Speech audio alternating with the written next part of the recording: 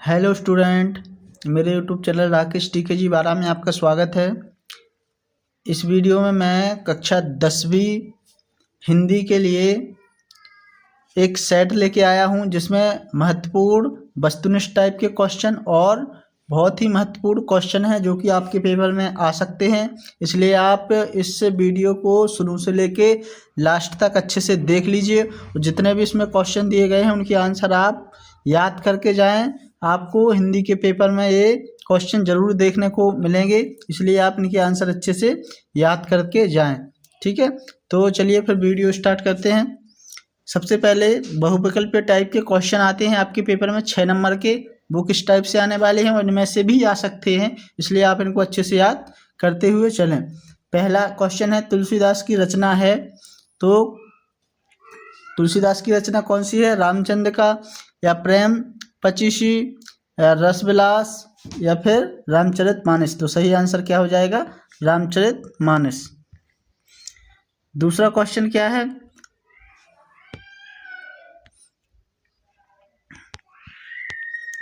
दूसरा क्वेश्चन क्या है? दंतुलिन मुस्कान किस कवि की रचना है? तो नागार्जुन की ये रचना है। एक ही शब्द की एक से अधिक बार आवृत्ति हो वहाँ कौन सा अलंकार होता है? पुनरुक्ति प्रकाश अलंकार होता है। काशी किसकी पाठशाला थी? तो है संस्कृत की पाठशाला थी। इसके बाद एक से अधिक अर्थ देने वाले शब्द कहलाते हैं अनेकार्थी।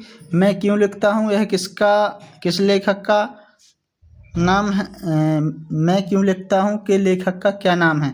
तो यह अज्ञेय है, मतलब घा वाला इसका सही आंसर हो जाएगा। इसके बाद आते हैं रिक्त स्थान आपके पेपर में 6 नंबर में। आधुनिक काल का प्रारंभ कौन सी सन से माना जाता है? तो इसमें माना जाता है 1843 से। ठीक। करुण रस का स्थायी भाव क्या होता है? शोक होता है। क्या होता है? शोक। अलंकार में अप्रस्तुत कथन के द्वारा प्रस्तुत का बोध कराया जाता है, तो कौन से अलंकार में कराया जाता है? अनियोक्ति अलंकार में। ठीक है ना, अनियोक्ति अलंकार इसमें आएगा। वैसे ऑप्शन बगल में दिए रहेंगे तो फिर आपसे बहुत ही आसानी से ये बन जाएंगे। तेरी गठरी में लगा फिलिंग द ब्लैंक्स, मुसाफिर जाग जरा, तो इसमें क्या आएगा? चोर।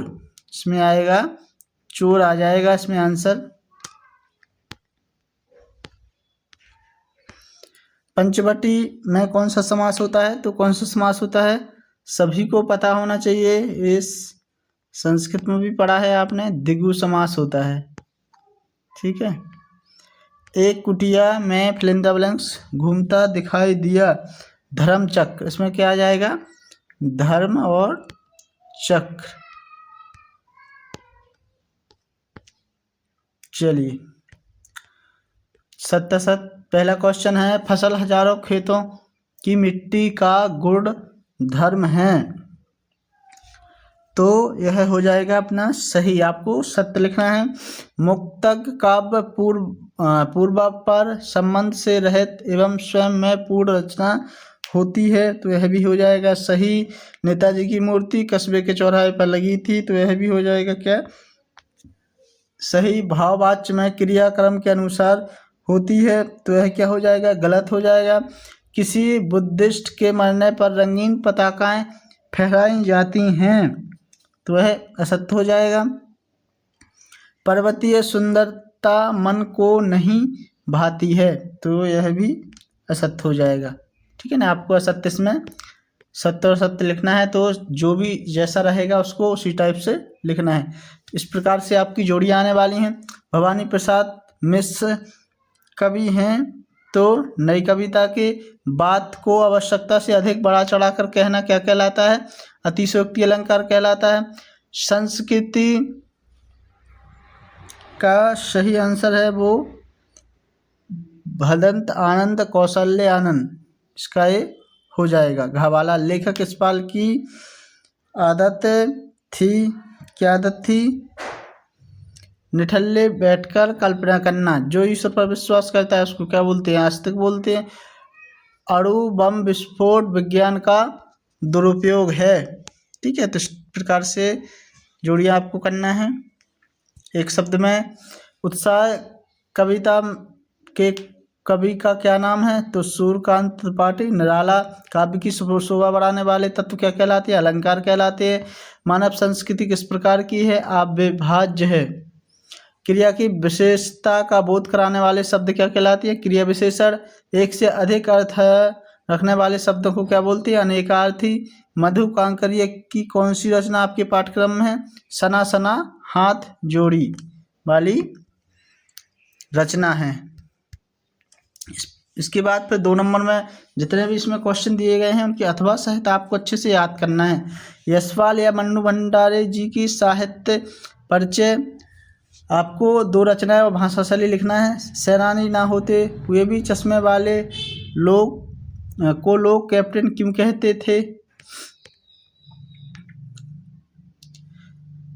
इस आत्मकथन में लेखक के पिता ने रसोई को भटियार खाना कहकर क्यों संबोधित किया? शहनाई की दुनिया में डुमराव को क्यों याद किया जाता है? वास्तविक अर्थों में संस्कृत व्यक्ति किसे कहा जाता है? फिर आपको मुहावरे भी याद करना है, उनके अर्थ, या फिर समास विग्रह और उनका समास का नाम लिखना है। इस टाइप के क्वेश्चन आपके पेपर में आना है, इसलिए आप इनके आंसर जल्दी से याद कर लें। भोलानाथ और उनके साथियों के खेल और खेलने की सामग्री आपके खेल और खेलने की सामग्री से किस प्रकार भिन्न है? अथवा लेखक ने अपने आप को हिरोशिमा के विस्फोट का भोक्ता कब और किस तरह महसूस किया? प्रकृतिवाद काव्य की 2 विशेषताएं या फिर रीतिकाल की 2 विशेषताएं। सूरदास या अथवा नागार्जुन के काव्यगत विशेषताएं आपको क्या क्या लिखना है? 2 रचनाएं और भाव पक्ष। कवि आत्मकथा लिखने से क्यों बचना चाहते हैं? या फिर परशुराम के क्रोध करने पर लक्ष्मण ने धनुष के टूट जाने के लिए कौन कौन से तर्क दिए? ठीक है ना, ये आप अच्छे से बना के लिख सकते हो यदि आपको याद नहीं है। वैसे कितना सरल क्वेश्चन है। कविता का शीर्षक उत्साह क्यों रखा गया? संगीतकार के माध्यम से कवि किस प्रकार के व्यक्तियों की ओर संकेत करना चाह रहा है? खंड काव्य की 2 विशेषताएं, श्रृंगार रस किसे कहते हैं?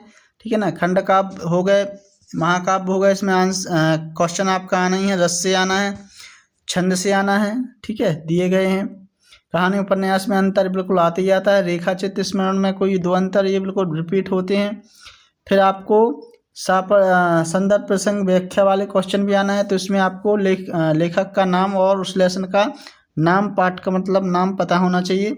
फिर बाकी का आप अपने उससे लिख दोगे, ये बहुत ही अच्छे तरीके से हो जाएगा। मेन चीज़ है पाठ का नाम और लेखक का नाम या कवि का नाम आपको इसमें पता होना चाहिए। मीठी बोली का महत्व विषय पर अनुच्छेद लिखना है। या बढ़ती महंगाई के संबंध में ग्राहक को दुकानदार के मालिक के मध्य क्या लिखना है? संवाद।